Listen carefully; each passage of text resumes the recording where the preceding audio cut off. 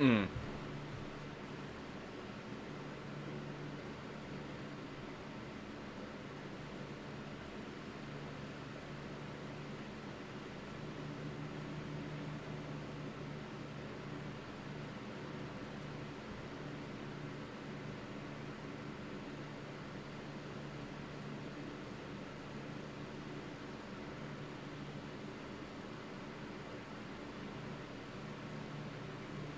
Hey everyone, welcome back. We are continuing our work of trying to review all of the cards in the new sets. So, last time we did all of blue, so this time we are moving on to black. Again, I have some viewers who do not play Dungeons & Dragons and do not understand that connection with MTG. Some people who do not play MTG and do not understand the cards. So I'm going to try to explain it the best I can, but I will forget things. I do have to get through it, of course. And I'm just generally doing this for the fun of it, but I also want to give you guys my impressions of how well I think these cards will perform in Standard, both before and after rotation, in Limited, for when you play that deck, and for, I also like to review their flavor, how well they work within the game. And Black has a lot of flavor. Black right now has a lot of flavor cards. So first, we have Acererak, the Arc Lich. So this is a 3-mana zombie wizard. When it enters the battlefield, if you have not completed Tomb of Annihilation, which you can go back and watch my review of the dungeons, you instead return it to your hand and start venturing into a dungeon. So, first off, 3 mana to venture into the dungeon with no other effect is not worth it. Just flat out, it is not worth it unless you have some, like, super combo ability. I remember watching videos where people were talking about how in Modern and even Legacy and stuff, there are some infinite combos that you could win the game using Acererak, because you'd never complete Tomb of Annihilation, and you manage to get out this card for free, and just combo off. I do not see how you're going to do that in Constructed. And if you have infinite mana in Constructed, I'm just trying to think, is Acererak a win condition on its own? If it's literally the only card that wins you the game. Yeah, the only... You'd have to, go... To do it, you'd have to go with the, the Lost Mines of Phandelver, and your win condition would be they lose 1 life, you gain 1 life, and then the draw card. Even in MTGA, you literally could not trigger that effect often enough, because you'd have to do 4 triggers per point of damage, which means, yeah, that's 80 triggers. You're not going to do that in time before the MTGA clock starts ticking. In Paper Magic, you can just declare the combo, and you say, I have more than 20 cards in my deck, I win the game. Or I have more cards in my deck than you have life, and therefore I will be winning the game. But yeah, if you have infinite mana, I feel like there's easier ways to pull it off. I think that's the best way of saying it. So, first off, we're just going to state that if you're playing Acererak the Arc Lich, you either have some hyper combo, which there's a better way of pulling off that hyper combo in Standard, at least for Standard, and otherwise, you're playing this to actively complete Tomb of Annihilation and do this card. So, what it is it's a 3-mana 5/5 that when it attacks, for each opponent, you create a 2/2 black zombie creature, or unless they sacrifice a creature. So I do want to note, first off, they have a choice. If they have a bunch of 1/1s, they could sack a 1/1, block with a 1/1, doesn't do much. So it has to attack, so you have to wait around, not just the turn it comes to play, but then the next turn after that. So the effect is a bit slow. And it's a 3-mana 5/5, which, at least until Throne of Eldraine gets out, it's stat-wise just about as good as Lovestruck Beast. Except where Lovestruck Beast, you could just turn 1, play a 1/1, and then you play it on turn 3. This, you have to complete a dungeon. I've been mathing it out in my head. I think the fastest you complete a dungeon is on turn 3, using, like, Oubliette and a bunch of huge sacrifices on your side. And so this is a turn 4 play, so it's even slower than Lovestruck Beast, and it's the same size of Lovestruck Beast. So, once Lovestruck Beast is gone, I think this is a fair card. I think it can be part of an aggressive shell. The black, I did say that black-white adventure aggro is probably going to be a theme. I'm not even Like, it's still, you have to fight to actually be able to play this. So that's the hard part. Like, you even then, you still have to fight to be able to play this. In Limited, so this is actually an interesting discussion in Limited, because you have to finish Tomb of Annihilation. If this is your pack 1 pick 1, I would not take Asarak, because that forces you to complete Tomb of Annihilation to work. Then again, in Limited, having a mana sink of just constantly paying 3 mana to venture whenever you want, so like, you have 5 mana, you have basically no hand except for Asarak, you draw a land, alright, fine, I'll play the land, play Asarak twice, venture twice. That is sometimes good in Limited, that is sometimes okay in Limited. So it could be part of a controlling deck where you just never go into Tomb of Annihilation, but it's going to be like, it's not like a bomb. This card is not a bomb unless you complete Tomb of Annihilation, and not every deck in Limited even wants to enter Tomb of Annihilation. Sometimes that's a good way to get yourself killed, and then you have to have ways to venture otherwise. Like, venturing has to be valuable still. So, even in Limited, this card is playable. This card fits a niche that most cards do not fit, but it doesn't bomb win you the game as a mythic. So, in both Constructed and Limited, it is missing something. But in flavor, it wins. In case you haven't noticed, this card is Asarak, the Archlich, is the main villain of Tomb of Annihilation.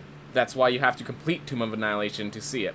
I would have liked, one thing that I would have liked is because part of the final battle is facing it, I would actually have it, when it comes to play, you venture to the dungeon, and then if you haven't completed, you return it to your hand. That way, this could be the finishing play. That would make this card much more viable. That it also fits in flavor as you face it at the end of Tomb of Annihilation. I like that idea more, but it's okay. Like, also if you do it that way, you might actually be able to play Asarak on curve and have it work. I like the idea. I think it was just like that one notch too far into being defensive and making sure this card wasn't too strong, and that one notch caused this card to not be good enough. Even in the aggressive deck, I don't see you playing more than 2. I'm not sure if you even play it. It might actually be so aggressive that it's like, why do I want to play a 3 mana 5/5? I have better things to be doing. Nadir adventures twice and is a buff, so that's the problem. It's like, in the adventures deck, it's usually black-white, and therefore it's competing with Nadir's Selfless Paladin. Like, this would have to be Nadir, part 5 and 6 in your deck. So, just not good enough. Just barely not good enough in a few different areas. That's the problem with Asarak. Like the design, I like that this was a card, but... Alright.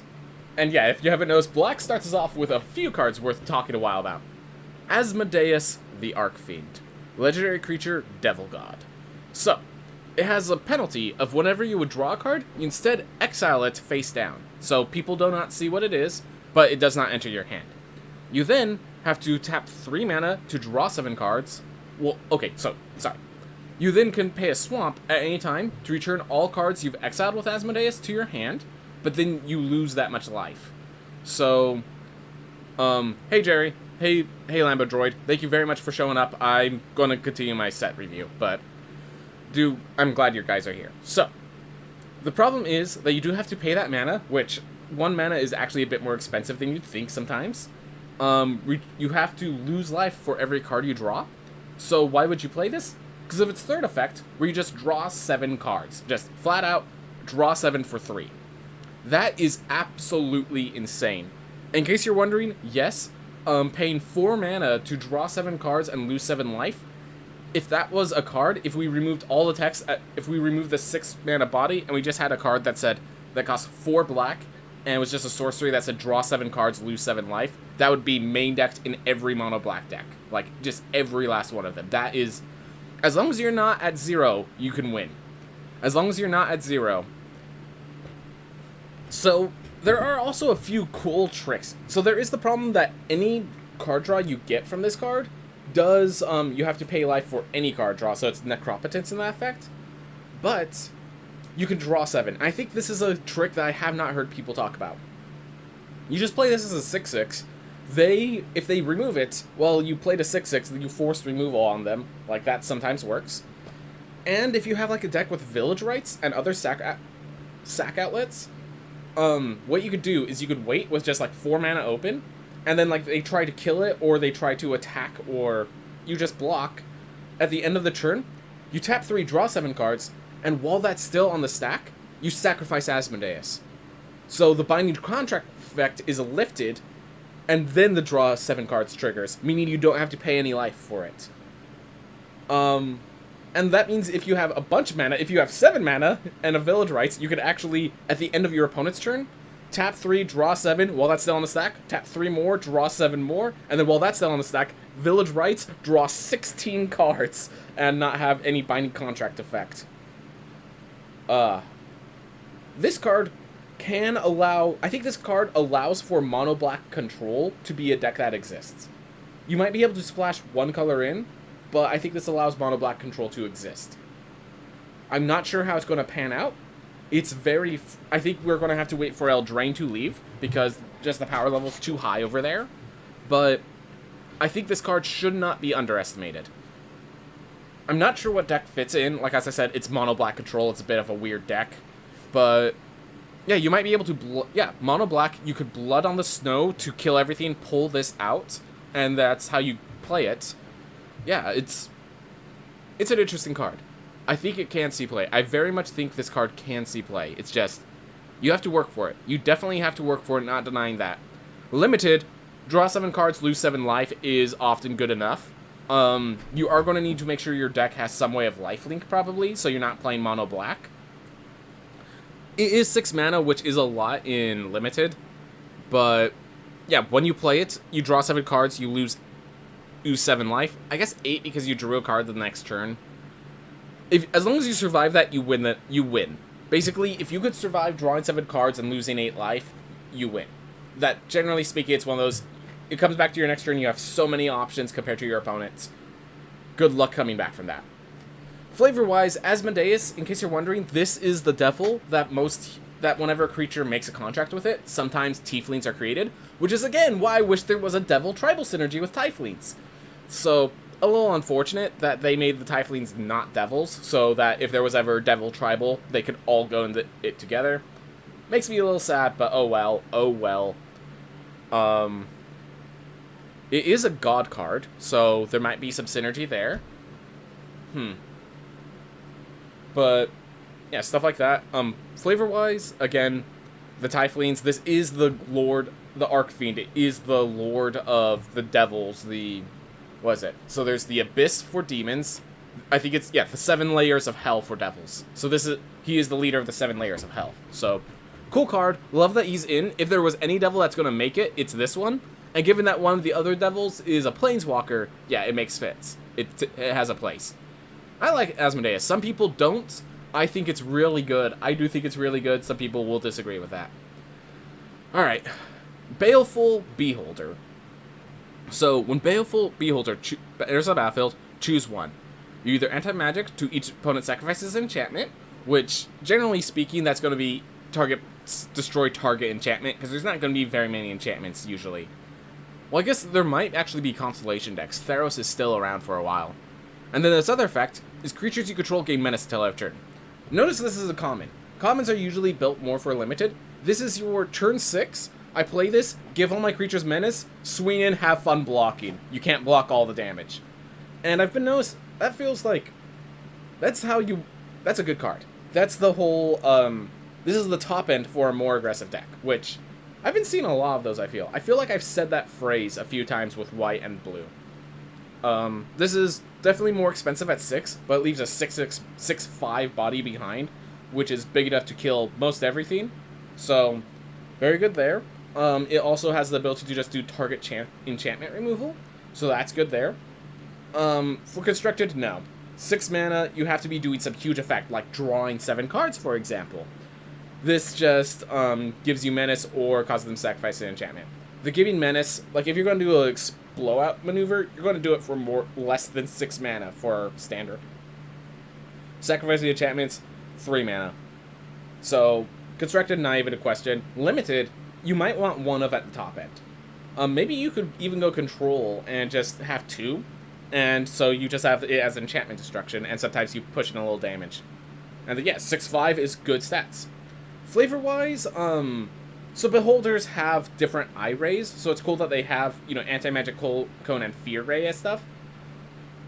But one of the things is they kind of just shoot them off wildly and almost randomly. This is one of those where I actually wish it was a roll of d20 with just completely different effects. This is almost, yeah, Beholders when fighting them, it's kind of like you don't know what's going to happen, but you know all of the effects are bad for you. So I do recognize having such random effects on a d20 roll is something more for Deck of Many Themes than Baleful Beholder, but I feel like this doesn't hit the Beholder's theme as well as it could. Because when there's like 6 different rays that you can get hit with, having only 2 options feels a little weird. And the fact that the cone has a single target while the ray hits all your creatures, again, kind of weird. So flavor-wise, this could have been better. I'm glad it's a Beholder. I'm glad we're seeing Beholders. But could have been done better. That's all I'm going to say there. Black Dragon. So yeah, this is one of the things I seem to notice.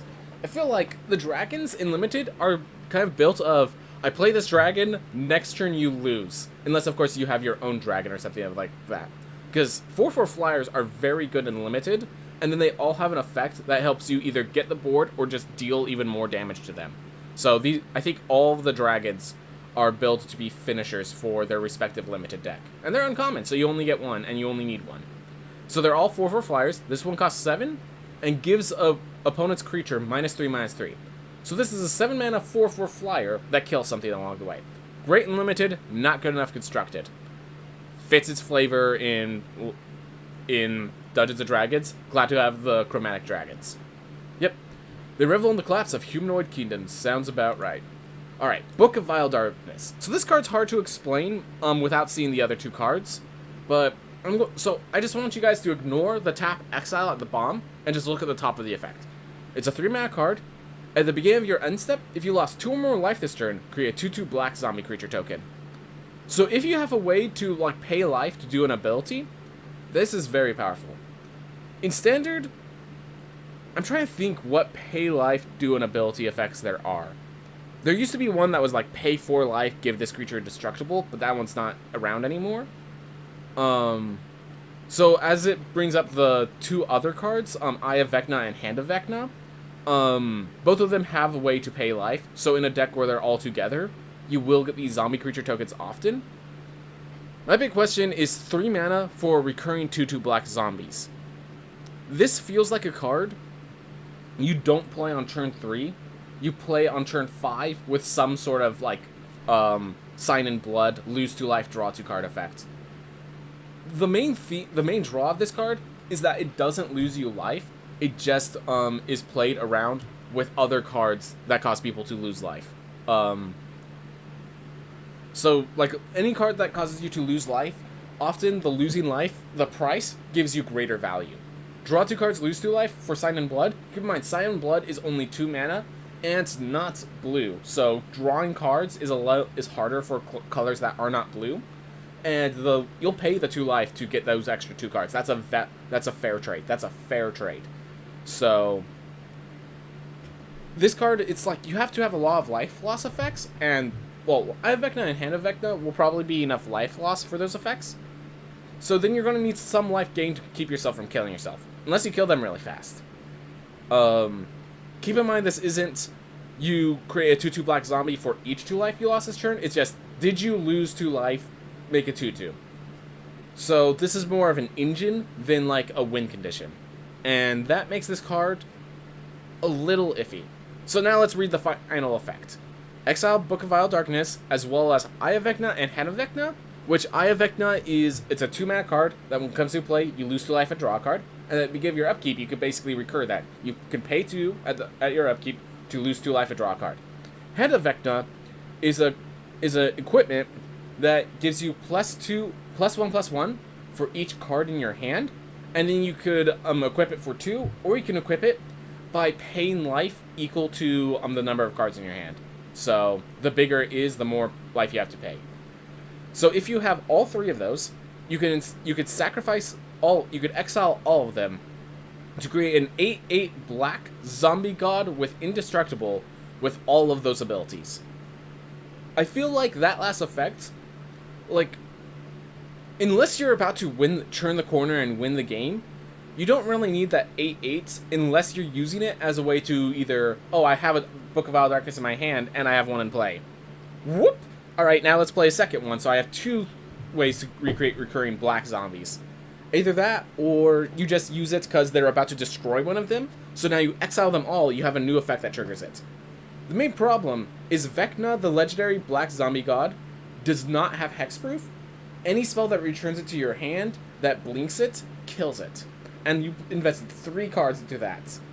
And they're all cards that also invest life into it as well. I don't see Vecna itself being anything other than a last resort that the cards have to synergize together. I could actually see Eye of Vecna and Hand of Vecna seeing play without Book of Vile Darkness at all. It is much like the book of the white book, so this is triple black, the other one's triple white. I can see both of these cards seeing play in a multicolored deck. In fact, I could actually see them being played together, though I don't. The mana base would be really weird. I don't think there's enough constructed connections there for it to work out in the end. But I could, like, in some future modern deck or something, I could definitely see it happening. Like, these cards do not have to be played on turn 3. Also worth noting that Theros Beyond Death is currently in Standard. There is Devotion, so a mono-black Devotion deck could work. I'm pretty sure. Actually, I'm gonna check this real fast. So, Erebos. So they made an Erebos that hasn't seen much play. So, let's see. Is it Erebos God of the Dead? Is this the correct one? Yep. Here we are. So, notice it has tap 2, pay 2 life, draw a card. That's losing 2 life. That's losing 2 life right there. So this card will lose you the 2 life. It's a god that, as long as your devotion to black is less than 5, it is a creature. So you'll very quickly, since this is 3 devotion, turn that into a creature. So that's really cool. That's really cool. So Book of Vile Darkness might allow Erebos to see play. It's just, these are the 2 cards. And then, another card that's available in Standard right now, in Gather, is, Grey Merchant of Asphodel, as another part of the synergy. So this is a 2/4 that target player loses 2 life and you gain X life, where X is your devotion to black. So with just the Book of Vile Darkness and Gary here, you gain 5 life. Add in Erebos, that's 6. They all 3-drop into 4-drop into 5-drop. Like, I could definitely see, like we were talking about, Asmodeus being part of a black control deck. This seems to all be pieces of a black control deck. Book of Vile Darkness is more of a late game value, generate a few minions along the way. This might see play as that, and then I could only see you playing 2. Really weird deck. I'm not sure how you pull it all together. I feel like it's still missing a few pieces to be a premium deck, but I think the pieces are all there. I think this might actually see play before Throne of the Eldraine leaves, if you could just find all the pieces. You do have to find the pieces. It's going to be a mono-black control, which again, mono-black is really weird. Any mono-color is hard because you only have so many options, and this would have to be kind of mono-black devotion control. That was tried before, it did not work out. We'll see if this is enough to push it. Limited, how often are you losing life? Because if you're not losing life very often, this is useless. You are not gaining Vecna in limited. Flavor-wise, I do like this idea. So in case you're wondering, Eye of Vecna, Hand of Vecna are both cards that basically Vecna. Okay, I'm going to say this wrong. Someone in the comments is going to just rip me asunder for saying this. But my understanding is Vecna was the first Lich and could not be killed, really. So when Vecna died, they put their power into their hand and their eye.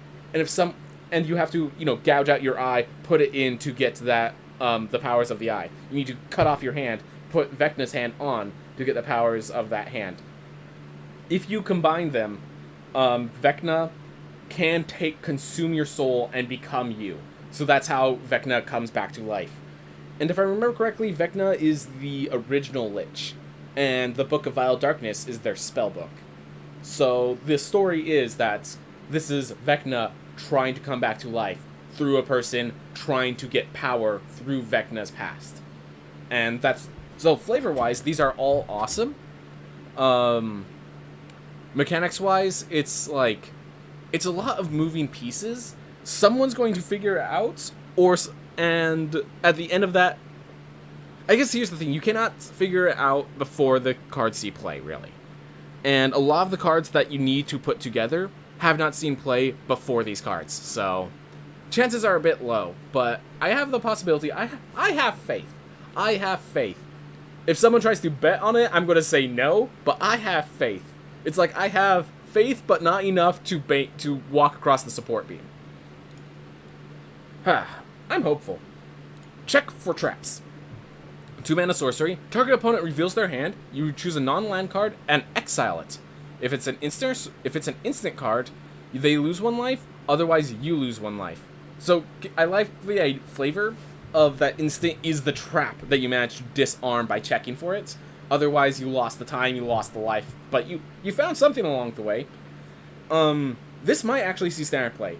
In limited, like both in standard and limited, the fact is you could choose any card with this. Like, who cares about losing 1 life or gaining 1 life? Or they lose 1 life. That just seems like such a negligible effect. This is 2 mana, look at their hand, discard a card from it. That's sometimes good enough. It's no Thoughtseize, it costs 1 more. I think the card was called Agonizing Remorse, because keep in mind, you exile this card. Agonizing Remorse did the same. Agonizing Remorse saw play. If there's instant speed decks, this could even see more play because the cost comes at the opponent, not you. And if they don't happen to have the instant you need to you take out their creature threats, and okay, you lose 1 life. Ooh, this isn't too important.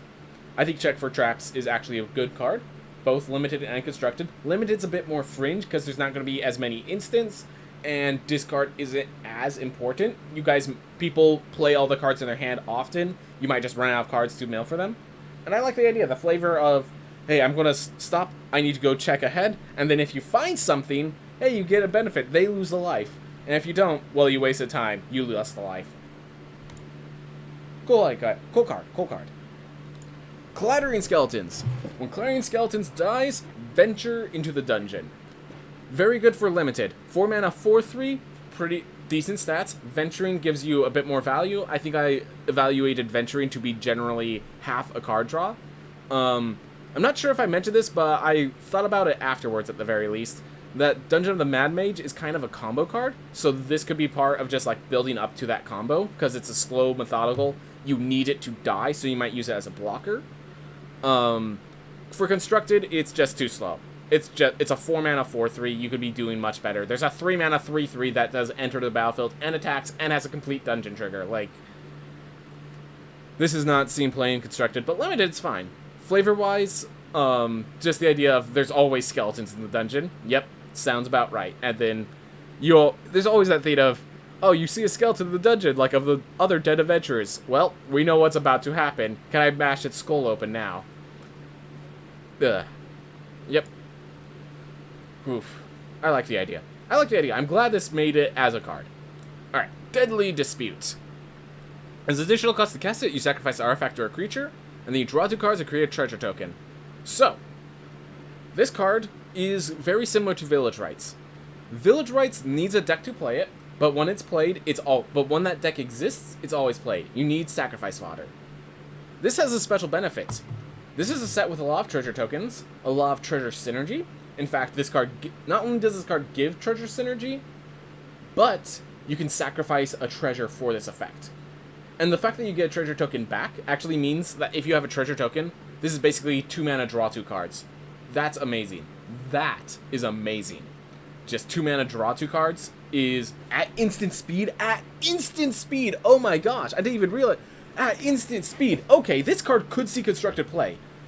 This, just like, if your deck happens to randomly generate treasures from time to time, this could see play in your deck, because you just tap 2, draw 2 cards on their turn. Like, Dimir Rogues could probably play this if they end up creating some treasure tokens along the way with the new cards.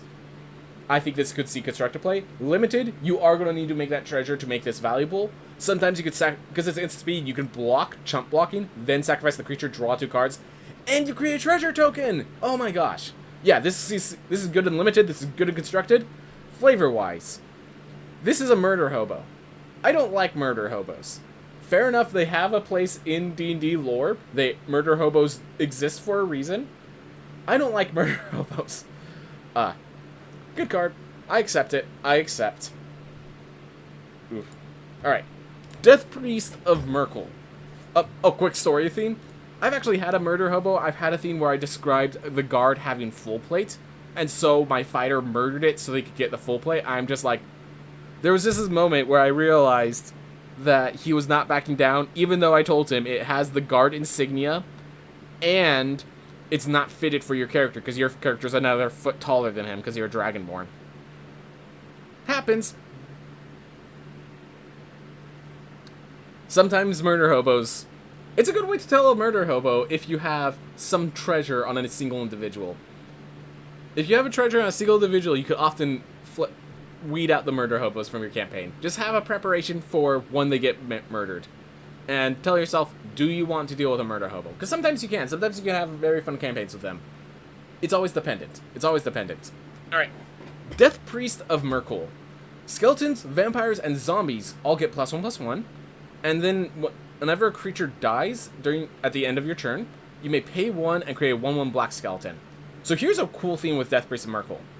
Those skeletons, they don't have to be non-token creatures that died. So you can...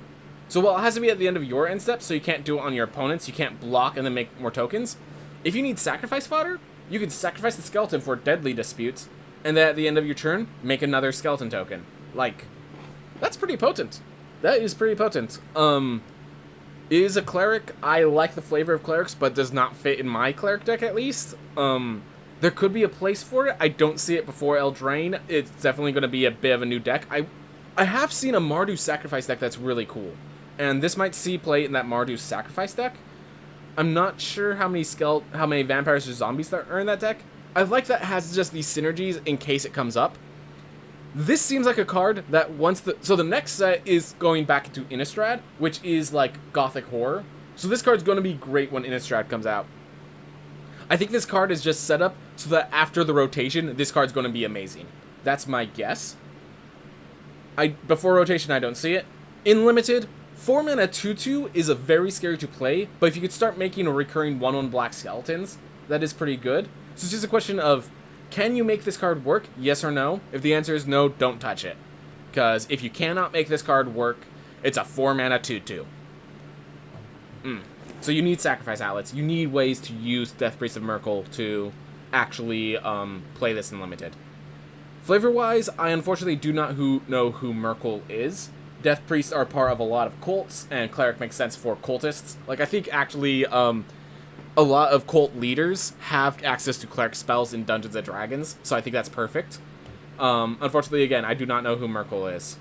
If this was a Death Priest of Orcus, it would make a lot more sense, especially with the staff being a skull with their spine, but not a theme apparently, so I don't know who Merkel is. I apologize. Alright, Demogorgon's Clutches. So everyone, see the original Demogorgon. Why does he have...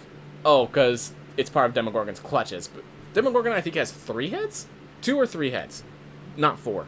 I'd have to go check, actually. I don't run into Demogorgon much, but I know that's a huge lore theme of the multi-headed god of chaos. So, target opponent discards 2 cards, mills 2 cards, and loses 2 life. Before you ask, no, this does not allow mill in limited. The discarding 2 cards and losing 2 life is why you play this card. And it's just a mind rot. It's basically a mind rot. Mind rot's not good enough constructed. In limited, there are times where mind rot's really good, and there are times where it's not. It's kind of like you play 1, because if it's good, it's good, and if it's not good, it's not good. Really all I can say. Definitely Demogorgon would be discarding cards. It is... Yeah, he's part of the Abyss. He's one of the main gods of Out of the Abyss. So, yeah, makes sense for him. Makes sense for him. Oof. Devour Intellect. So this is an Intellect Devourer. Horrible monster. The fact that there's 2 boots standing there tells me that either those other 2 have had their minds devoured by an Intellect Devourer, or they're just Mind Flayers in disguise. Something like that nature. But target opponent discards a card. If mana from a treasure was spent to cast this spell, instead this thought seizes them. You look through their hand, choose a non-land, and discard it. Oh yeah, Xanathar Guild Spy Master. So yeah, this is definitely my, this is probably a Mind Flayer. Oof. So, Intellect Devourers, I wish they were card. I wish they had an Intellect Devourer card instead of this card specifically, but like I understand their concerns. The flavor of Intellect Devourers is, in case you're wondering, they basically knock you out and then replace your mind for theirs. And they're very scary in 5th edition because they're not considered high-level threats because they're just an exposed brain. They're not very hard to take out with damage and stuff. But they can in 2 turns kill someone. And since they have good stealth because they're just a tiny little brain, they could sometimes knock someone out. Everyone realizes it's happening. You roll initiative. It goes first in initiative because it's high dexterity. And then it rips out their mind. So it could actually take out a party member before anyone knows what's going on. And they're only challenge rating 2, so you can get them as early as 2nd level without feeling unfair. Intellect Devourers are scary. Intellect Devourers are scary. Alright, Drider. These are drow that went to take on a challenge of the Spider Queen and failed. So they became half spider themselves and basically have tasks to work for the drow as, I think they're a lesser class. Yeah, I think they're a lesser class. But they're monsters that, elf spider. Yeah, creature, elf spider. They're still part drow. They just failed the Spider Queen's task. So 4/3 reach, because it's a spider, of course. Whenever it deals combat damage to a player, you create a 2/1 black spider creature token with menace and reach. So I like the idea. So the idea, at least mechanic-wise, is you have to be aggressive with a creature that has an ability that's defensive. As a body 5 mana 4/3, I'm just wondering how you even get this card through your opponent. It's a 5 mana 4/3. By then, they're going to be able to block it. The Drider itself does not have menace, even if its 2/1 spider tokens do. Oh,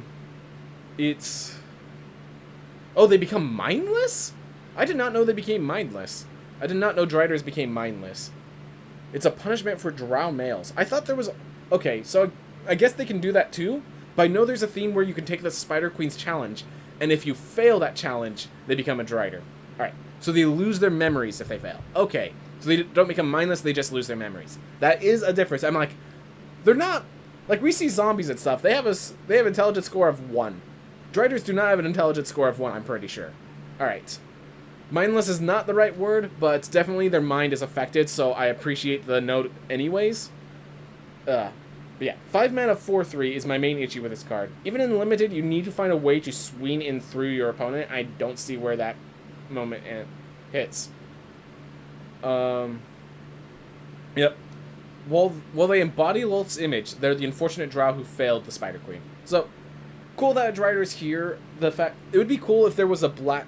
Oh yeah, elves are black and green, so if there was like a more focused black elf deck, that would be actually pretty cool for this set, but I don't think there is. I think it's just too overcosted for it to work in Constructed, and even Limited. It would need to cost 1 less, I feel. Alright, Dungeon Crawler. 1 mana 2/1, enters the battlefield tapped. Whenever you complete a dungeon, you may return Dungeon Crawler from your graveyard to your hand. So, this is no Grave Crawler. I think the card's called Grave Crawler. Let me check real fast. Grave Crawler. Yep, so Grave Crawler is much the same. Where this one is tapped, Grave Crawler cannot block, but you may cast it from your graveyard as long as you control a zombie. Controlling a zombie is a lot easier than whenever you complete a dungeon. If this said, as long as you if this had like an ability where you pay 2, return this to your hand, activate this ability only if you completed a dungeon, that would make this see more playability. The problem is, you have to complete a dungeon, and then it just returns to your hand. You still have to cast it. Those 2 themes makes me believe this card's not going to see much play unless a 1 mana 2/1 is good enough. It could be the 1-drop of the black-white Venture deck, and that's the only place I see it in Constructed. That's the only place I see it in Constructed. And that Venture deck, I'm pretty sure, doesn't come around until Throne of Eldraine leaves. In Limited, 1 mana 2/1 is okay. It's kind of a bear. If you think you can complete a dungeon, I'd say go for it. If you don't think you can complete a dungeon, I mean, it's a 1 mana trades with bears. Like, that's pretty good. It can block, which is something Gravecrawler couldn't do. So, I think it's an okay card. I actually think it's an okay card in Limited as well. Yeah, it's an okay card. I'm not sure the deck works as well as it should. You might play a few, but it's never like, it's not a card that's going to be explosive or anything. It's just a card. It's just a card in your deck. You play it because you need more 1-drops. Ebon Death Dracolich. This card, once you can find a deck for it, I think it's going to be really good. So it's a 4 mana 5/2 with Flash and Flying. It does enter the battlefield tapped, so that you can't just like do a surprise blocker with it. You may cast it from your graveyard if a creature not named Ebon Death Dracolich died this turn. So, when you have cards that like put cards off the top of your library to the grave, which like strategic planning, things of that nature, you can put this in your graveyard with no concern if it's in your graveyard. When it's in your hand, you can leave 4 mana open. I think this card sees play in a Dimir deck, where you leave 4 mana open most of the time, and you're just like holding up. If you need to Drown in the Lock something, you do Drown in the Lock something. Or something of that nature. You have the counter spells ready, and if they play nothing worth countering, you end their turn by playing Ebon Death, and now you have a 5/2 flyer, which, you know, if they have a big threat, this could trade with that threat often. Otherwise, it's a 4-turn clock. 4-turn clock. 5 damage, takes out a fourth of a 20 life. Like, this card is good just on that. Then the fact is, later on, if you have like 6 mana open, and this card's in your graveyard, you can wait. Then on their turn, Heartless Act, kill, or just flunk, just some sort of kill spell on a creature, and then pay 4 and play Ebon Death again. This card seems... I'm not sure what deck has space for it right now. I'm wondering if this card actually brings back Dimir Flash. Dimir Flash was kind of close to playable, but there was just too many... But then, like, Rogues was just too much better. This might actually allow Dimir Flash a chance to see some spotlight before Throne of Eldraine rotates. Otherwise, once Eldraine rotates, this will be a threat. Limited. 4 mana 5/2 Flash Flyer. Like, that is good enough. 4 mana 5/2 Flash Flyer comes to the battlefield tapped. That you play in Limited, and it's a bomb. The fact that it could come back... the fact that it just has to die. You could play this on your... You could just attack, trade, and then play it. Or they could attack, trade, and you play it. Like, this card is powerful. This card is a bomb in Limited. Absolute bomb. I do know Dracoliches are creatures. I do not know much about Ebon Death and the... As I said, I do not play in Forgotten Realms. I just use the Monster Manual. Ebon Death is not in the Monster Manual. Eyes of the Beholder. So, the Beholder has 10 small eyes and 1 big eye. So, of course, target creature gets -11 as it beams its eyes at you. Not playable constructed. Limited, you just really need... Sometimes you just really need removal. This is not a good removal card. It costs 6 mana for a hard kill. But, it's hard kill. If you're more controlling black deck, this works. Flavor-wise, I love the... So, in the end, there was nothing beautiful to be seen.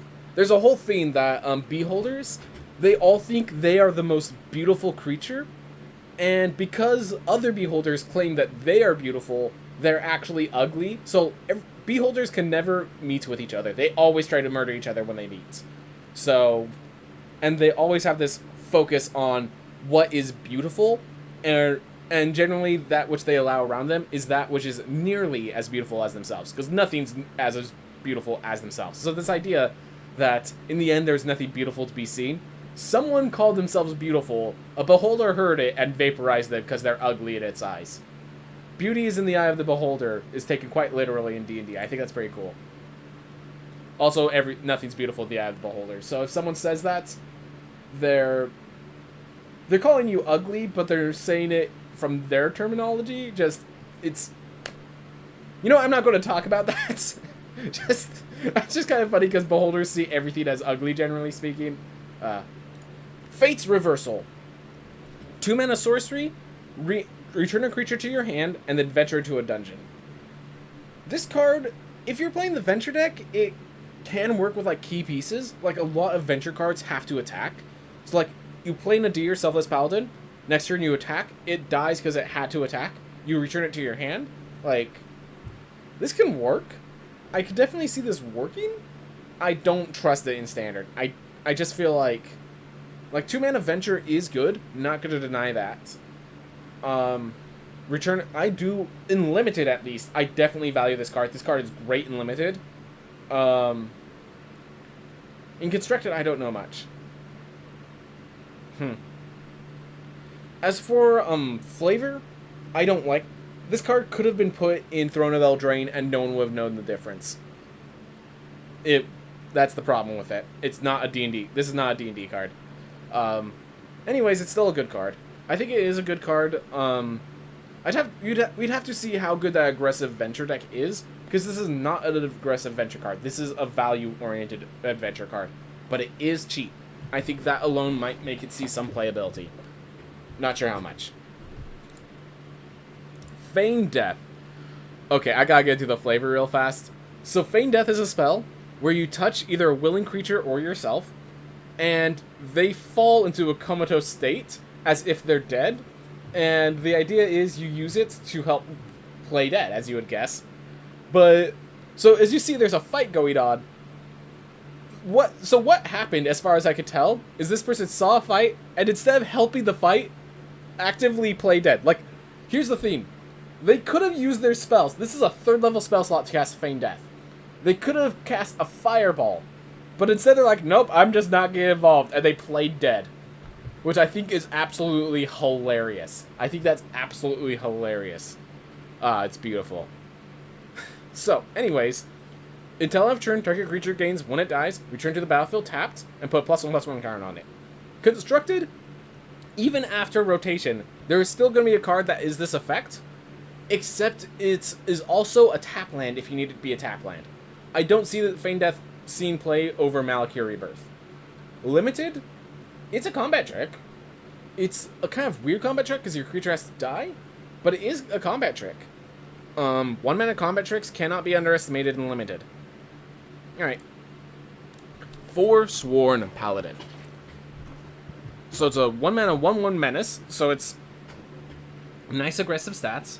And then you could pay life to create treasure tokens, which is something... I like this, that's a 1-mana 1/1 menace, so it is some pressure early on, and then when that pressure falls short, you can instead use its ability afterwards. So its other ability, target creature gets +2/+0 till end of turn. It can target itself. If a treasure was spent to activate this ability, they also gain Death Touch till end of turn. So this card is an engine in itself. So you can pay 2 life, create a treasure token, attack. If they don't block, you deal 1 damage, which there might be some effects that whenever you deal damage, whenever your opponent loses life, it has effects. I know there used to be a trigger like that back in Ravnica with the Rakdos effect. So if they bring something like that in later, this is going to be really awesome as a consistent means to deal damage. Otherwise, like, one of the themes is you can attack, and then if they block, you can sacrifice a treasure and pay 2 to turn this into a 3/1 Death Toucher, and it trades 2 for 1. So that's very powerful. That being said, it is a sink that you have to spend mana into early on. You can choose not to sink in and just attack in, so that's pretty cool. This card has a place. This card has to have a place. It seems like too good of a card. There might actually... Because paladins are seen as knights, we might actually see a resurgence of like a black-white knight deck in Standard. If that does, I think we're seeing 4 copies of Forsworn Paladin. The other thing is, this is recurring treasure generation. Gilded Goose did the same thing, except Gilded Goose, the treasures could also gain life, and it created 1 instantly. So I think Gilded Goose is better than Forsworn Paladin. But this is a Gilded Goose effect, guys. This is a Gilded Goose effect. I think this card's seen play. I don't know where, I don't know how, but Forsworn Paladin's seen play. Maybe even before Eldraine leaves. That's pretty good. In Limited, So I've seen a card like this in Limited before, and what happened is they went for Value Engine with it, and then I just aggroed them out and killed them because they just spent all their mana working on this card. So you have to be careful, but I think it's a good card, but don't think of it as a bomb. Think of it as just an efficient card. If you think of it as a bomb, it will betray you, it will deal piddly amounts of damage, and then you spent all your mana making those piddly amounts of damage, and then the enemy just gets you. Can be good, but you have to just treat it as an efficient card, not as a bomb. Ooh. Also, it's very aggressive, because even if you pay 4, it's just a 3-1, so... Gelatinous Cube. So, flavor, this is going to be a win. So, its first ability, Engulf, which is you exile a non-ooze creature until it leaves the battlefield, and then if you tap a black and X, you can take the creature you exiled with ooze and kill it, put it in the graveyard. So even if Gelatinous Cube dies, that thing dies too. So this is actually, it's kind of a famous encounter to the point where it's used constantly because it's a good encounter, where Gelatinous Cubes are actually very stealthy, and they usually wait for their prey to go across a different corridor. So what happens is the party is all venturing along the dungeon, looking around for traps, and they don't see the Gelatinous Cube.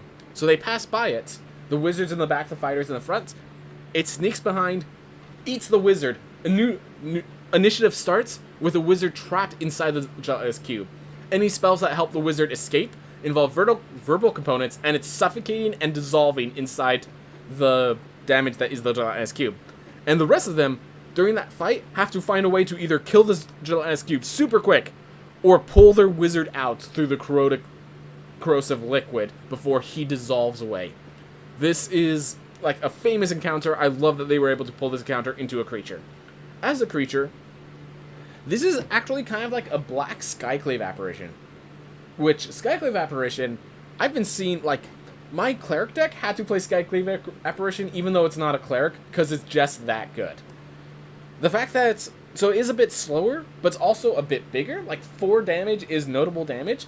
The fact that if you have mana untapped, you could then dissolve as a reaction to them trying to kill your Gelatinous Cube. The fact that you pay a single, like... This card, I think, is really good. I think it can see play in Constructed, but it's very much just a solid card. You don't make an Ooze Tribal or anything like that. Yeah, just good card. For Limited, also good card. Like, it's a 4-mana 4/3, so good stats, and then it deals with one of their threats. It's basically a kill spell as well. Like, I think this is a really good card. Just at all fronts, Gelatinous Cube was great. All fronts. Grim Bounty. So remember how I said that 6-mana spell was a problem because it's 6 mana? It is instant speed, I did not note that. But here's a 4-mana kill spell that also creates a treasure token. Also at common. So, between the two, you pick Grim Bounty over Eyes of the Beholder 9 times out of 10. So in Limited, you do that. In Constructed, 4 mana for a kill spell is not good enough. This is a Limited card. So, I like the flavor that they decided the Grim Bounty is they hired adventurers to kill the dragon instead of just paying the dragon. Fair enough. Sometimes that's a story that you go to a town, the town is harassed by some threats, you kill the threats, you are now a hero, and you get treasure or your reward. Like, that's a general D&D story. That's a one-shot campaign. That's good. It's good. Grim Wanderer. Okay, so we have to talk about flavor after this. So it's a 2-mana 5/3 flash. Again, making me believe that flash deck might come into play. Tragic backstory. You could only cast a spell if a creature died this turn. And it's a Goblin Warlock. So, first of all, Constructed, that flash deck has to be really good for this to see play. I think, like, we have access to Ebon Death. The fact of it's weird. This wants to be an aggressive card. This wants to be, like, Bayou Groff, where that was a 2-mana 5/4, you sacrifice a creature. In the same way, this is a 2-mana 5/3. You attack with your creature, it dies in combat, and then you play Grim Wanderer. Or you kill a creature and play Grim Wanderer. So, whatever the case, Grim Wanderer is not really in Limited, it's 5 attack for 2 payments. Combat happens often enough, you'll find a time to play Grim Wanderer. I think this is good in Limited. Constructed, it's like, you have to have the right deck, it needs to exist. The Sacrifice deck, this is a payoff, but 2-mana 5/3 is actually not a good enough payoff in Constructed, I don't think. I think Sacrifice decks could make much better payoffs. So now for flavor, and this is the beautiful part. So, I'm sure you've already heard the, like, remember how I was talking about murder hobos exist? Well, generally, when they talk about their backstory, oh, I don't have any family. They're all dead. Yeah, no personal connections. I'm just here to murder to be a murder hobo because I like murdering and I have nothing else to live my life for. Which I think is perfect. But then also, it's a goblin warlock. Like, I'm just picturing this person is about to become a coffee sorcerer, that this is the most min-maxed build that they could find of, alright, goblins have the ability to disengage at will, so I could be a damage output while not having to worry about people getting close range with me.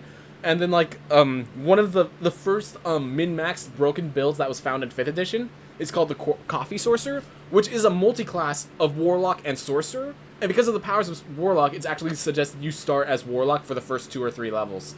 So, this is just beautiful that it's this character, oh, the tragic backstory of, oh, I need to hide my face because I'm actually a goblin, they all hate me. Like, this is all the horrible style feeds that could happen in your first campaign with a character, boiled into one card.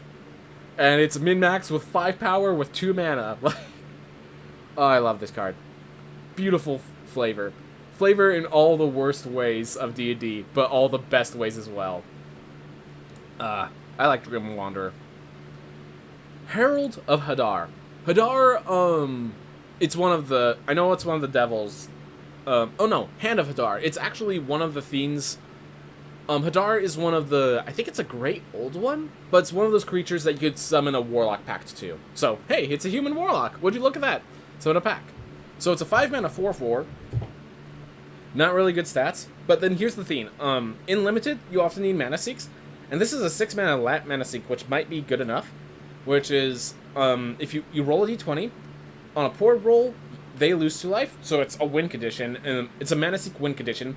I noticed there seems to be some sort of black control deck. There have been pretty big black cards, like a black control limited deck. So each opponent loses 2 life, so this is always, at worst case, is still applying pressure to your opponent. Usually it loses 2 life, they lose 2 life, and you gain 2 life. I do think I think it's called like Grim Rider or something. In Strixhaven, there was a card like this. It was a 4-mana 2/3 flyer who had a 6-mana ability that was the 10 through 19. And then it's 6-mana like 20 ability. Each opponent loses 2 life, and you gain 2 life. Create 2 treasure tokens. I don't think that's going to be very important. This is one of those cards that if you need a top end, this is a top end. It is a finisher technically. It's not a good finisher, but it's a finisher. You can use it. More of a mid-range control card than an aggro card by a long shot. Not good enough for constructed. Flavor-wise, good that they couldn't add the spell Arms of Hadar, so they made Herald of Hadar instead.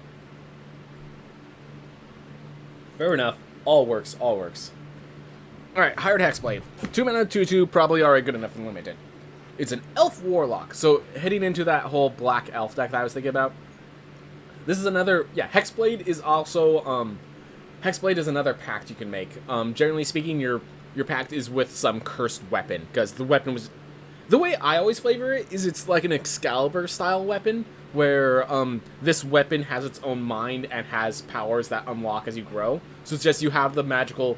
Like, I actually love treating Hexblades as, you know, the chosen one sort of caster, and instead of their invocations coming from, like, a dark connection, it's part of the powers of the chosen one.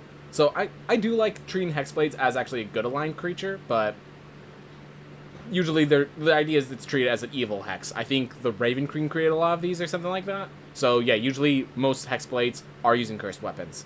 So, if mana from a treasure is spent to cast it, you draw a card and you lose 1 life. Okay, that's actually really good. So if that treasure deck... I feel like there is a minor treasure theme in this. And this basically says, hey, you draw on 2, it's a 2/2 bear. Constructed, it has some elf and warlock synergies. We're going to need to see more elf cards, we're going to need to see more warlock cards. Not seeing any play until Eldraine rotates out. We're going to have to wait for some more synergy to show up before it sees play. But the idea that it has these treasure tokens is actually really cool. It basically means that if you get this in the mid-game, this actually cycles itself. So it's a bear in the early game, and it cycles itself in the mid-game. Great for limited. We're going to have to see a lot more synergy for it to see play and constructed, but it could see that synergy. And flavor, yeah, it's just hired hexblade. I feel like all these hired characters are just, it's the basic story of the one-shots. There's a 2022 standard ranked ladder already. Oh, right. I think I heard something about how they rotated prematurely because Eldraine has been causing so much issue. I would not be surprised. This still needs more synergy before it sees play in there, I think. Horde Robber. So it's a 2-mana 1/3. How's it going, Vibes? It's a 2-mana 1/3, so that's okay stats. It's not a bear, but it doesn't die to bears. It kills 1-drops. Whenever it deals combat damage to a player, create a treasure token. So, here's the weird thing. This body is built to block. It's built to be a defensive card. It has to deal combat damage to get its ability. Its ability is good. No denying that. But you need either a way to buff it or something like that for this to be good. And we're talking about limited. Constructed, no play. No play constructed. But limited, it needs a buff or something. Like, it needs a way to get through 2/2s is my main issue. You'll play it if you need it, but you don't play if you don't need it. Also, flavor-wise, you will notice he is picking... Yeah, he's stealing treasure from a dragon. When actually being a thief, it's better to be able to avoid, evade, and run than it is to be offensive, be able to kill. So, Horde Robber being defensive makes sense. I actually appreciate that. The 1/3 actually fits for flavor, where it doesn't for constructed. Lightfoot Rogue. Whenever it attacks, you roll d20. It either gains Death Touch, it gets +1/+0 and gains Death Touch, or it gains +3/+0 against First Strike and Death Touch. So, yeah, basically, if you roll that 20, this deals 5 damage. If you don't, it's a 2/1 that when it attacks that has Death Touch. That's often good enough. That's good enough for limited. Constructed, no. Rogues has better cards for its deck. If there's a new Rogue deck, I don't think it sees play anytime soon. There's no Halfling Tribal. Yeah. Not going to see play in, unless, like, the roll a d20 deck ends up in black, in which case this is early enough in the game. Yeah, so, actually, that is the thing. If you play Lightfoot Rogue, and then next turn, you play Barbarian class, you can pay to get the improved Barbarian class attack. It immediately gains Death Touch. From Barbarian class, it gets +2/+0 and Menace, which would make this actually viable. That's the only way I see viability with Lightfoot Rogue. Like a black-red roll d20 Barbarian deck. Which, that's actually pretty cool that can exist, but I'd have to see all the pieces. And I don't see all the pieces yet. It's cool that exists, though. It's cool that exists. Alright. It'd have to be a super aggressive roll d20, by the way. Oof. Flavor-wise, Lightfoot Halfling... Yeah, Lightfoot, in case you're wondering, Lightfoot is a sub-race for Halflings. And then, yeah, Rogue, they have Sneak Attack. Woo, woo, woo. Glad that they brought Sneak Attack into this game. Lolth, the Spider Queen. So, yeah, in case you're wondering, Lolth is a god. So, I think they've just kind of recognized the gods are all Planeswalkers.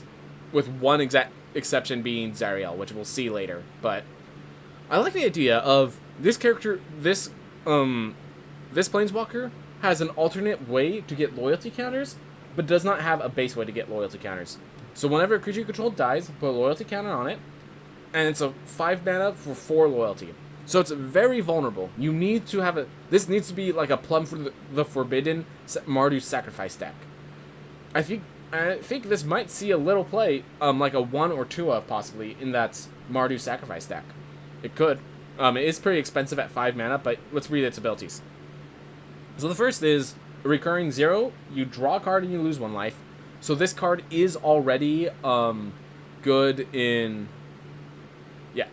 Aesla, they think Lolth is the best draft card. Oh, I can see it, because, yeah, I'm about to say, its 0 mana ability is Phyrexian Arena. Phyrexian Arena is insane, even at 2 additional mana, and vulnerable. Like, you draw a card, you lose a life. Like, you can lose a little life to get a card. Yeah, that's worth it. That's why Asmodeus isn't as bad as most people are worried about it with all the card loss. Because it draws 7 cards for 1 life a card. Like, it's good. Don't deny Asmodeus, everyone. Anyways, so it's, yeah, 0 mana, draw a card, lose a life. So that's good enough. A -3 to create 2 2/1 Black Spire creature tokens with Menace. Note that those are more creatures. It doesn't care if, you can have multiple creatures die, and you get multiple loyalty counters, and if those tokens die, you still get loyalty counters. So this is kind of like a -1 ability. We get a 3-mana 2/1 Black Spider creature token. I mean, you can't see the cards, so it kind of hurts them more. I mean, you can't see the cards at the top of your deck. It's still a card draw. It's still card draw. Anyways, I'm not... Yeah, so I do think Asmodeus is a bit harder to use in Limited, but yeah, Lolth is definitely better in Limited. Not going to deny that. Alright, so... the 2/1 Black Spiders is nice as a way to protect itself if you just need to play this on turn 5, create 2/1/1s, and then later start playing creatures to give it cards. So that's all awesome. And that's -8 is just like, it's a nice way of, hey, I need to kill this guy eventually. Let's use this. So if one of your creatures, like, you know, a 2/1 Black Spider with Menace and Reach manages to hit, basically you can't deal less than 8 damage a turn when you attack, which, that's a good way to just put a clock on your opponent. That's a 3-turn clock with all my little 1/1s. I just happen to have more 1/1s than you. And then you just, generally, if they have, like, Death Touch or something, it literally becomes, oh, well, they get through. There's really no point in me blocking them, because if one gets through, they all deal 8 damage, so I'm just laying it through. It is a little weird. You do have to make sure something hits the opponent. So this might actually see play in blue with Yuan-Ti Melisson and a lot of other cards that could make themselves unblockable for its -8 ability, but, like, the rest of the card doesn't get you to that -8 ability is the main issue. That being said, great in Limited. I could see it like 2 of in a Mardu Sacrifice Constructed. Flavor, Lolth the Spider Queen is... So Lolth was supposed to become a god. It was supposed to be one of the children of Korra and Laranthian, and therefore be one piece of the pantheon for the elven gods. It wanted to do a different theme. It wanted to do its own theme, and its own theme involved becoming powerful, using dark magic, and in the process, tried to murder Korra and Laranthian. So it got banished alongside all of its followers, and its followers became the Drow. It became the Spider Queen, and actually is technically, I think it's a demon. Yeah, I think it actually, its pantheon, it exists within the Abyss. It's actually a demon. So, powerful creature, but, yeah, so flavor-wise, all the hits. Cool to have Lolth here. Manticore. 4-mana 2/1, flash flying, again to that flash possibility deck. When it enters the battlefield, destroy target creature that was dealt damage this turn. A little expensive to... Yeah, I think it's too expensive to see Constructed play. She moved her plane from the Demon Web Pits. Okay. I did not know much about the Demon Web Pits. As I said, I use the Monster Manual for D&D. I don't use Dungeons & Dragons itself. I don't use Forgotten Realms. I use my own variation of Forgotten Realms. Oof. So, alright. Anyways, Manticores, still, they're deadly tail spikes. Makes sense. I'm pretty sure they're venomous? I'd have to go check, but I think they're venomous, which makes sense for the tail spikes theme. In Limited, this is a kill spell and a creature. This is a kill spell and a creature. That's good enough in Limited. You do have to deal damage first, but Jarl, Jarl the Forsaken was also this card, and Jarl the Forsaken was actually great in Kaldheim Limited. You can't run too many of these because you do need a creature to actually hit the battlefield and block, and that's a little rough. But it is, I think this is a much better body than Jarl the Forsaken. It does not have Foretell, but it's a better body because it has flying. That alone makes it a better body. Flavor-wise, it's a Manticore. Glad to have Manticores in the game. Power Word Kill. Beautiful. Saw this, immediately, they revealed this early, and I immediately gave it a 10 out of 10 for flavor. Glad it made it in. Destroy target non-angel, non-demon, non-devil, non-dragon creature. So Power Word Kill is a 9th level spell. It's equivalent to Wish, and you just basically say, hey, do you have 100 or less health? Yes or no? If the answer is no, you die. Heart stops, dead. Perfect. Issued a long heroic challenge, then the Lich felled him with a single word. Yep. Precisely. I think this spell stops you. It's an enchantment spell, technically, and it stops your heart, but it might as well be a necromancy spell, the way it's used. So in case you're wondering, angels, demons, devils, and dragons are basically the 4 creatures that are capable of having more than 100 health quite easily. So the idea is it can't kill creatures with more than 100 health, is the idea. So I really like Power Word Kill. It kills all the weaklings, which is exactly how it's used. There's a person that is a threat, but he's pretty weak. Done. Dead. Alright. Oof. Standard, when Heartless Axe and stuff rotate, this is just... This spell is either good or it's not. Right now, there's a Dragon deck moving around in Standard. I've been working... My Cleric deck has a lot of Angels. I'm sure there's Angel decks that people are considering. So it's just basically... It either works as a 2-mana kill spell, which is always good, or it doesn't work, in which case you need to sideboard it and put something else in.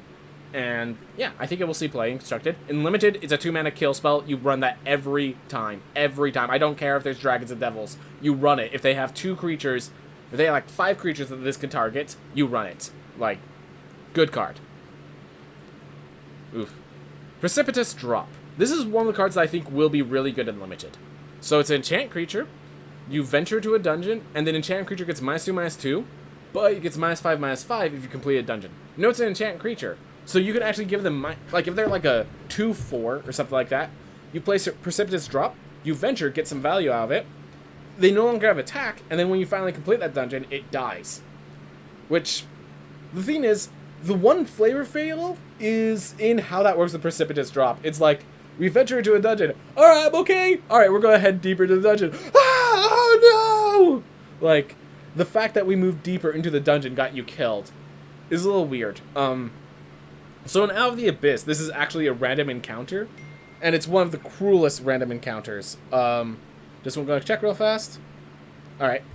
So, there's a cruel random encounter you could get in Out of the Abyss, where you just choose one of the players at random, they make a dex saving throw, and if they fail, Precipitous Drop, I think they fall 200 feet, which is 20 d6s of damage. That's killing all This random encounter occurs as early as level 2. So that's going to kill most characters. 20 d6s, that's... let's see. So just really quick, that's about 70 damage. You need to be about level 6 before you start managing to survive that. And then even there's enough level 6 characters that don't survive it. Like, it's just a random deadly encounter that appears, and it's just like, save or die. Why? Because I rolled a random encounter. You drop 200 feet. And even if you live, you have to go find them again. So that's where the -2/-2 comes in, I guess. Ray of Enfeeblement. Target creature gets -4/-1 until end of turn. If that creature is white, it gets -4/-4 until end of turn. So the first penalty that I have is that Ray of Enfeeblement is not like a single... Actually, no. Yeah, Ray of Enfeeblement lowers specifically strength-based enemies. So I guess, yeah, it does make sense as a hate card. But it doesn't really kill them. It just completely cripples them, which I guess this is what it does. Yeah, it's -4/-1. It's a crippling effect. Yeah, okay. Now that I'm looking at it a bit more, this is good in flavor. This card works in flavor. Okay, that feels a lot better. In Limited, you play this because this is a 1-mana combat trick, and against some decks, it's a 1-mana kill spell. I think -4/-1 is good enough as a combat trick where you could attack, they block, and then you combat trick, you win the attack where you normally wouldn't. So yeah, saves your creature, often kills theirs. Good spell in Limited. In Constructed, it could be a sideboard for some decks. If you're having trouble with white and you're black, this could be in your sideboard quite a bit. I would not be surprised to see this in a sideboard, but you have to know what you're facing and stuff, you know?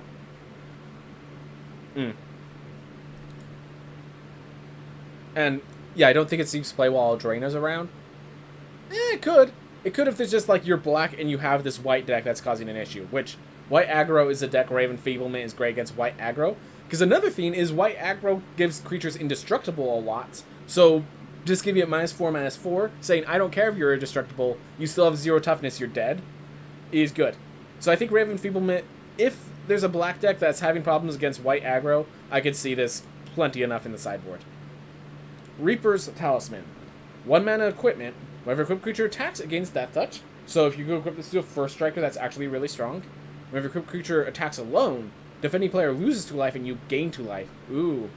So, it's a pretty cheap equipment, so that's cool. It's not in the colors that like equipment, but it's very much this is a win condition. This is, I have a Ram 1/1 skeleton, I'm going to equip the Reaper's Talisman and attack. You already lose 2 life, and I gain 2, and if you block, you're sacrificing a creature for a creature. so it trades. So this is actually a good, in limited, this is a late game win condition. In constructed, so you need to have some sort of synergy with this for this to see play in constructed. Either equipment synergy, like a black-red equipment deck might be possible.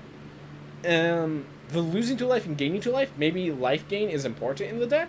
Maybe a black-white, maybe this could be see play in your own version of black-white clerics, because the gaining 2 life is important enough. Equip it to a life linker, give them death touch. I could see it. It's cool. It's cool. Reaper's Talisman is probably just a Death Domain cleric, which is a villain cleric, which is where the death touch makes a lot more sense. Flavor-wise, okay. Mechanics-wise, pretty cool. I do like the card. Definitely great in limited. So in limited, you have to treat this as a finisher in a kind of black controlling swarm deck, which is a weird deck. I'm not sure how well that exists, but it's cool. It's cool. Sepulchral Ghoul. Sacrifice another creature. It gains +2/+2. Activate only once. In limited, this is a 2 mana, basically a bear. And then you could sometimes combat trick using a 1/1 skeleton if you happen to have a 1/1 skeleton. So, good enough in limited. Not something you're excited about. There's a 1/1 red card that peens 1 blocked. Oh! Yeah, so that black... I was saying that it might see play in a black-red deck. I'm not sure if the 1/1 red... I think it's called Javelin Thrower. I'm not sure if that's good enough for constructed without specifically Reaper's Talisman. And I don't think 2-card combos like that really see play in constructed. At least not right now. Maybe if there's that... Maybe if there actually is... I think someone brought up, yeah, the 22 standard ranked ladder. If that... I did not know about that, if that is a thing. If it is a thing, maybe the Javelin Throw Reaper's Talisman is good enough, because there's so few cards. Having a combo like that is good enough. But it is just a 1-mana creature in constructed that it's 2 cards, dies to a peen. So, probably not. Sepulchral Ghoul, good enough in limited. Lore-wise, yeah, it's a ghoul. It eats the living. Woo-woo. Does its thing. Shambling Ghast. When it dies, you either create a treasure token, or target creature gets a -1/-1 until end of turn. Limited, 1-mana 1/1s that then give creatures -1/-1 can work. I'm okay playing 1 or 2, but you don't play too many, because you do need bodies eventually. In Constructed, the ability to create treasure tokens has to be good enough. It might see play in the Mardu Sacrifice, just because it's a good synergistic sacrifice outlet for 1. Flavor-wise, again, good to have ghasts, good to have ghouls and ghasts. I'm pretty sure ghasts are the stronger version of ghouls, so having the ghast be weaker than the ghoul is a bit of a misflavor, but oh well, oh well. Skullport Merchant, Dwarf Citizen. When it enters the battlefield, you create a treasure, and then you can sacrifice treasure to draw cards. So if there were more black dwarfs, I would say... Actually, you know what? So there's a Magda Brazen Outlaw card that might be good when you ignore Eldraine. I was talking about a dwarf deck that could work out, and it's a red-white deck. I was going to say there's not enough black dwarfs, but there's treasure tokens. This card literally replaces the treasure token used to cast it, and it can turn all your treasure into card draw. Like, it can turn your treasure into card draw. It turns treasure tokens into clue tokens. That's kind of good. That's kind of good.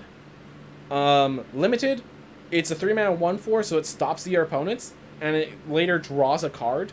So I think that's good enough. Constructed, it's not until Eldraine leaves, and I have to see the rest of the deck. You know, there seems to be some sort of treasure token deck that's black-red or something like that, and I think it could see play. Oof. Equip is kind of bad in Constructed unless it's super busted. Yep. Are you saying this is a Duragar? Yeah. Alright, so in case you guys are wondering, yeah, flavor-wise, where Drow are the dark elves, Duragar are the dark dwarves. And really the flavor there is that Duragar are very, like, job focused. They don't really have emotions. They just kind of do their job, sleep, then wake up, do their job, sleep. The pissing and pooping just happens during one of those two. They don't waste their time with it. Buy something or get out. Yeah, that makes sense. Yep. This is a Duergar. This is Duergar. So the thing about Duergar is they have access to a few spells like Invisibility and Enlarge, where they can grow in size. That's not really shown there, but it's like... Skullport is the underground city below Waterdeep. Ah! Good to know. Did not know that. Did not know that. You don't go there in, the... What's it called? The Giant Adventure. So I never had it in my little book of info. So, did not know that. Alright. Sphere of Annihilation. So, Sphere of Annihilation is basically a black hole. In D&D, it's a black hole. There's usually an amulet of annihilation that allows you to control it. But otherwise, it's basically just like its own little miniature black hole.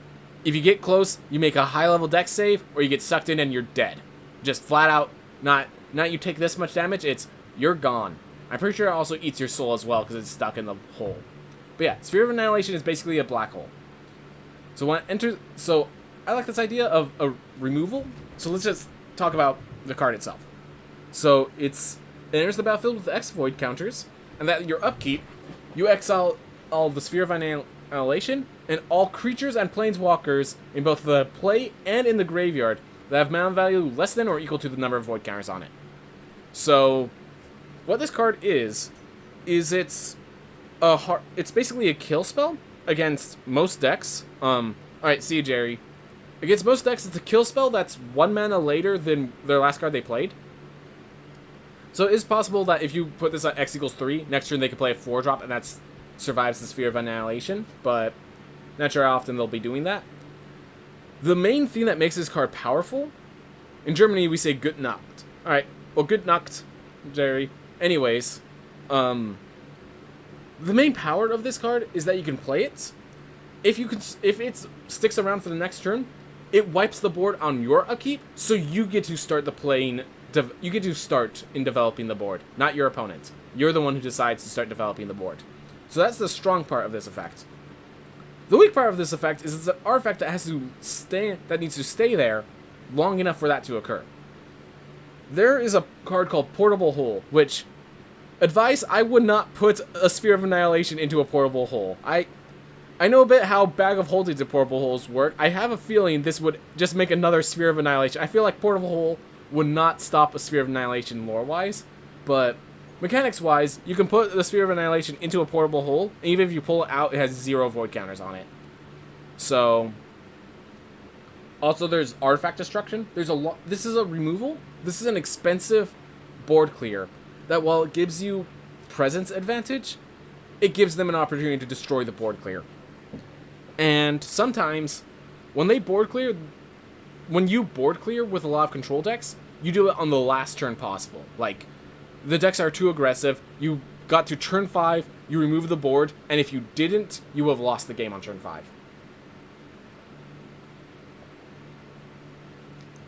When you consider those things, I would say this card is not good enough for Constructed. In Limited, though, this is insane. Board clears are always good in Limited, and the fact that you get the tempo first just makes this an amazing board clear. Sphere of Annihilation is a good card in Limited. In Constructed, there's a few things that it needs to get around that I don't think it can. Alright. Thieves' Tools. Another black equipment. When it enters the battlefield, you create a treasure token. That's very cool. Equipped creature can't be blocked as long as it has power 3 or less. And equips for 2. This is a common, and I will note, this, while it's very slow, because the creature is equipped, has to have power 3 or less, it is a win condition. If you have it, one of those creatures that one deals combat damage to a player, you venture into a dungeon, this allows you to actually venture. If you have treasure synergy, this is a treasure. Like, this is an okay card. In Limited. In Constructed, I'm sure there's better ways to get your small creatures through your opponent. And there's also better ways to create treasure tokens. Flavor-wise, I love the idea of just, like, they have, the Thieves' Tools, just a bunch of different lockpicks so they can make their Thieves' Sleight of Hand check. Or it's actually a Thieves' Tools check. Yeah, it's actually a Thieves' Tools check. Alright. So yeah, it's just flavor-wise, cool that Thieves' Tools made it in. It's like 50 feet of rope. We'll get that card later, but yeah, cool it made it in. Does its job. Nothing more. Vampires spawn. So yeah, in D&D, vampires are more of like True Blood or like Chosen.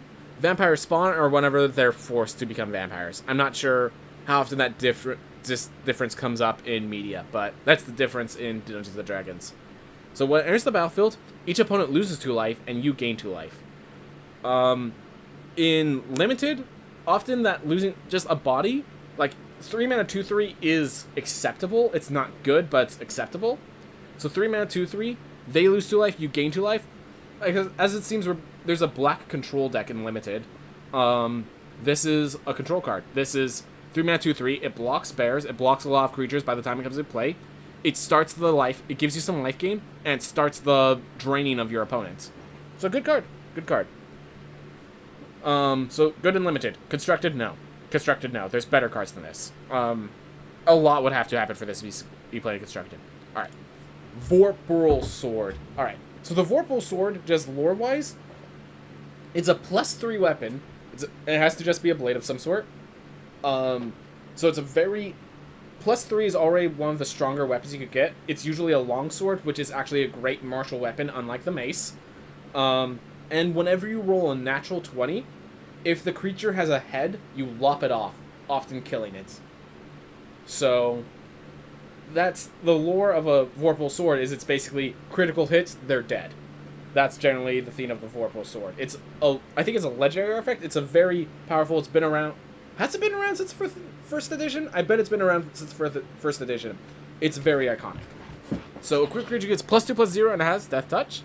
And then I'm really glad they didn't say roll a dice on a nat 20 as this effect. That instead it says sink 8 mana into it to have the effect.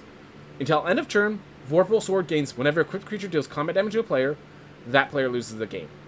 And equips for 2 black. Remember we were talking about a black control deck? This might be the finisher of said black control deck. If you have some way, like in a black-green ramp deck, this is a finisher. You just put this on a creature with trample. It doesn't even matter how big that creature is trample. It could be a 1/1 trampler. It could be Minx, the Minx and Boo, which we'll get to later. But you could just have this little hamster charge in with a Vorpal Sword and lob your opponent's head off. That's funny. That's great. This card's good. I think this card can see play. I don't know the deck, but we've been talking about that black control seems to have some space. This would fit. I'm not sure this is the finisher that deck wants, because it does have to get that creature through. But it's a good finisher. It's a cool finisher. Cool equipment. Limited. I mean, it gives +2/+0 and Death Touch, so it's turning every creature into a trade at minimum. And it also threatens to be a win condition. This is a great card. This is a great card. Warlock class. Another class. Alright, so it's 1 mana ability. At the beginning of your end step, if a creature died this turn, each opponent loses 1 life. That's no Bastion of Remembrance effect. That's no Bastion of Remembrance. This card's just... It's a nice effect. It's definitely useful, but it's not going to be what drains them out.